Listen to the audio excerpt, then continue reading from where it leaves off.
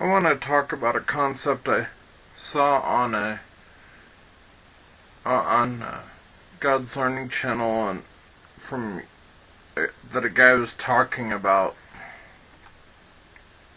um, how all the governments that man has ever done are a pyramid type layout.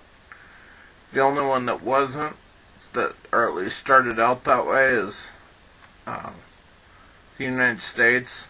Although we've fallen away from that because we've rejected Torah, we've rejected God as a result, and we've taken away all the boundaries. We keep wanting to take away all the boundaries, and one of the things he mentioned, that all these people come from. This concept comes from the Tower of Babel, which you find in Genesis 11. Now the whole earth used the same language and the same words. It came about as they journeyed east that they found a plain in the land of Shinar and settled there. They said to one another, "Come, let us make bricks and burn them thoroughly." And they used brick for stone, and they used tar for mortar. They said, "Come, let us build for ourselves a city and a tower whose top will reach into heaven, and let us make for ourselves a name. Likewise we will be scattered, otherwise we will be scattered abroad over the face of the whole earth." The Lord came down to see the city and the tower which the sons of men had built. The Lord said, "Behold, they are one people, and they all have the same language." And this is what they began to do. And now nothing which they purpose to do will be impossible for them. Come, let us go down and there confuse their language, so that they will not understand one another's speech. So the Lord scattered them abroad from there over the face of the whole earth, and they stopped building the city. Therefore its name was called Babel, because the Lord confused the language of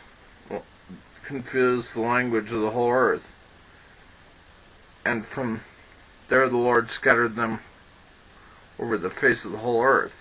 But that concept of wanting to be one, and we want to establish our name for ourselves, that mentality has never changed. And you see it over and over and over again throughout Scripture. And you see in 1 Samuel 8, verse 5, we see that where the Israelites called for a king. They wanted a king.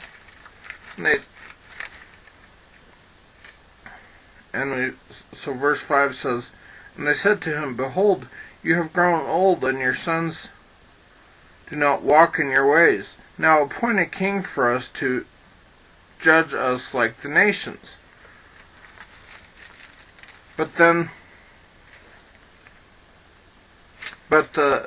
thing was displeasing in the sight of Samuel.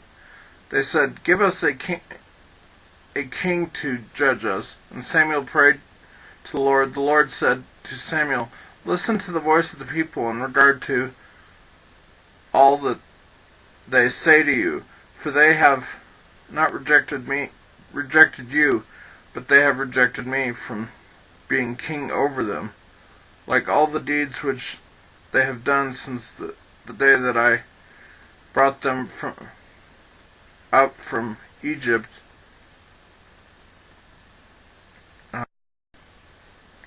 even to this day, and that they have forsaken me and served other gods, so they are doing to you also. And if you go read in Exodus 23, verse 32 and 33, Exodus 23, verse 32 and 33, we read,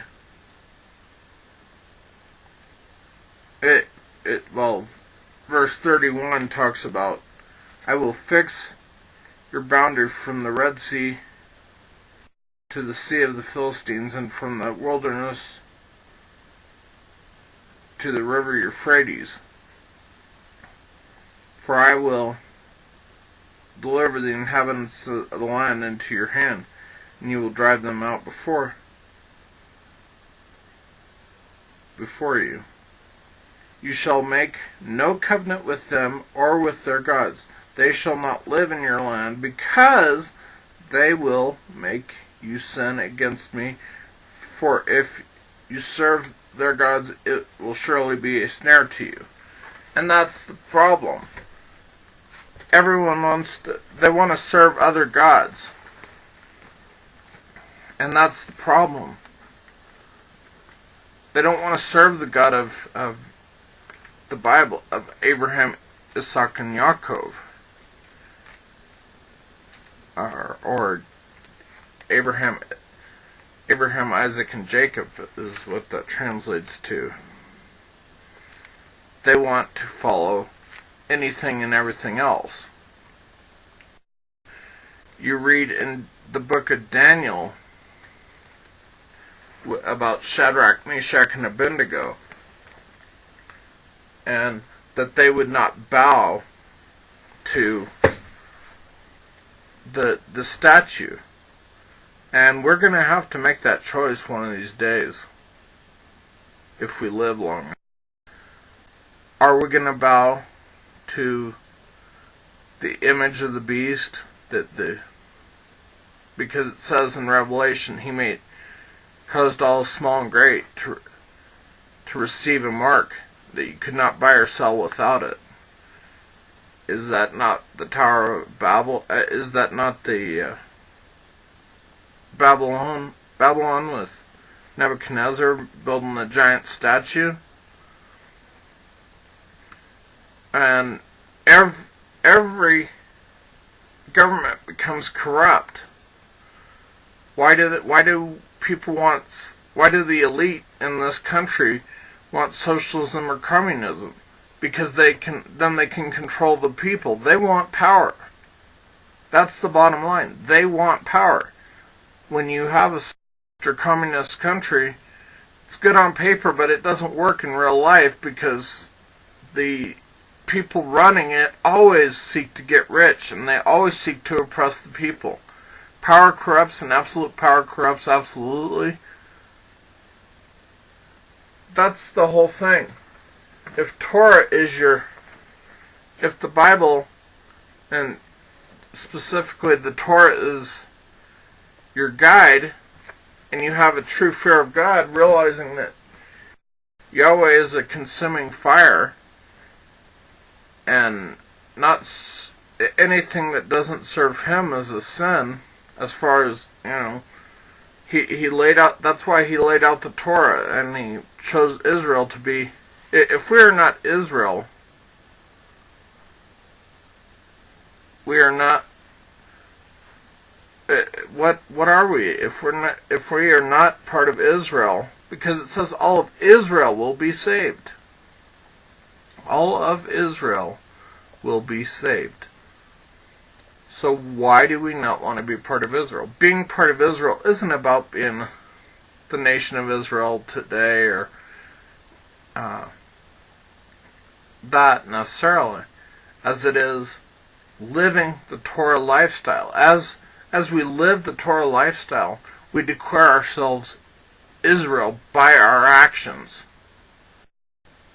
You know, Titus 1, verse, I believe it's 16, it says, you know, they say that they know me, but with their deeds they deny me. And that's what we have to really realize. That's what this is all about. That's what Torah is about being set apart from the nations, not having a king, an earthly king. Our king is the King of Kings, Lord of Lords. You know, one of the things that occurs to me with that is, Peter says, you're a holy nation, a royal priesthood, a nation of kings and priests. That if we're a nation of kings and priests, well, then it makes sense that that Yeshua, Jesus, is the King of Kings and the Lord of Lords. I mean, he is our King. And all he asks is for us to live according to his ways. Shalom, shalom.